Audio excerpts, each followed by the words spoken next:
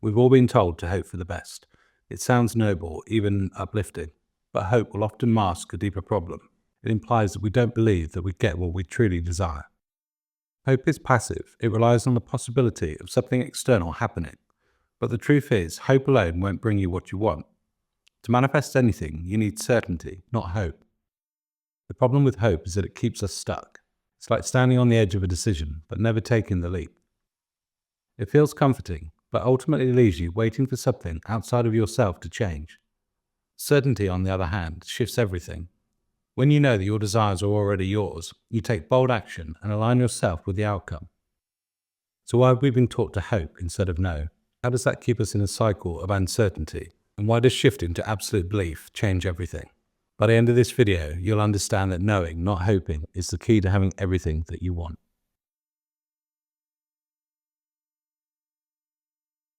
So you've probably heard the phrase, the meek will inherit the earth. For hundreds of years, this idea has been used to encourage passivity and submission. Meekness is often equated to weakness, humility, or acceptance of whatever life throws your way. But what if this phrase doesn't mean what we think it does? The word meek isn't about submission, it's about controlled strength. True meekness isn't weakness, it's quiet confidence. It's the unwavering belief in your inner power. Those who inherit the earth are not the ones passively waiting for change, but those who act on faith, conviction, and certainty. So just consider this, the true meek don't seek external validation because they don't need it. They're anchored in a deeper truth, trusting in the power within themselves. They don't fight or struggle because they know they don't have to. Their certainty shapes their reality. This perspective shifts everything. The meek are those who know their desires are already theirs and who act accordingly. They don't beg or hope for outcomes. They embody the certainty that their vision will come to life. They trust the power within themselves, the power that many religious and spiritual teachings say is a reflection of the divine. When you internalize this understanding, you move from waiting for life to happen to confidently shaping it on your own terms. So if certainty is the key, why aren't we taught this right from the start? The answer lies in the system that shapes us: education, media, and social norms. From a young age, we are conditioned to doubt ourselves. We are told to be realistic, to keep our expectations low, and to always prepare for failure. When we are encouraged to dream, it's often framed as something external. If you're lucky, maybe it will happen. This conditioning isn't accidental. You see, uncertainty keeps people compliant. A society filled with individuals who question their own power is easier to control. Think about it. If you doubt yourself, you'll rely on external systems, governments, religions, or authority figures for guidance and validation. But when you know your power, you don't need to seek approval or permission. You become self-reliant. So here's an example. In schools, we're graded and ranked, made to believe our worth is tied to external markers of success. Rarely we are taught to trust our intuition or believe in the power of our imagination.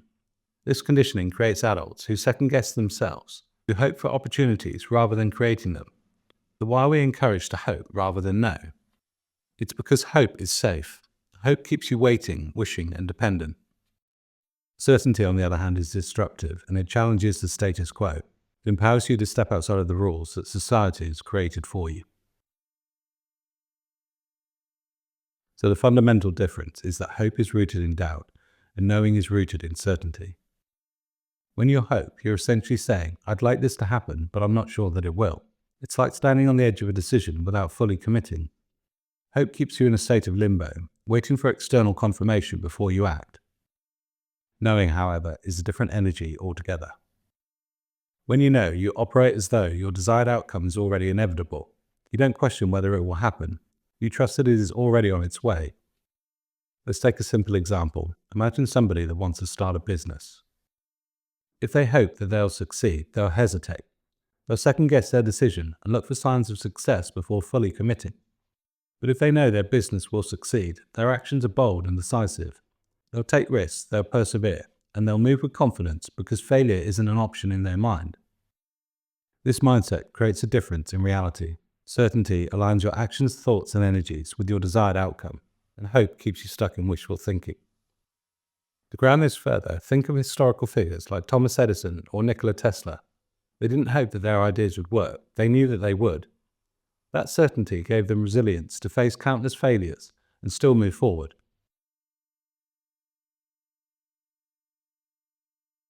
Now that you understand the power of knowing, let's talk about why this shift is so important. Uncertainty isn't just a mindset, it's a tool of control.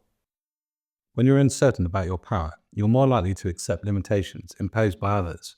You'll hesitate to take risks, question your own worth, and settle for less than what you deserve. But here's the truth. The moment you stop hoping and start knowing, you break free from that control. You no longer need external validation because you trust in your own ability to create. You stop waiting for the perfect moment or for someone else's approval, and you take ownership of your life. Certainty is liberating. It puts the power back in your hands. And when you fully embrace this mindset, you'll understand that everything that you desire is already within reach. So how do we move from hope to knowing? Here's 3 simple steps. So visualization isn't just about imagining what you want, it's about feeling that it's already here. When you visualize with certainty, you step into a version of yourself that already has what you desire. You're not just daydreaming, you're embodying the reality you want to create. For example, if you want financial freedom, don't just picture yourself with money. Picture yourself as someone who's already financially free. How do you think, act, and feel in that state? Focus on that energy. So words really matter. The way you speak reflects the way that you believe. Stop saying, I hope this happens, or I wish I could, and start affirming with confidence, this will happen, or I am already. Your subconscious mind takes your words as instructions. When you speak with certainty, you program your mind to believe in the reality you want to create.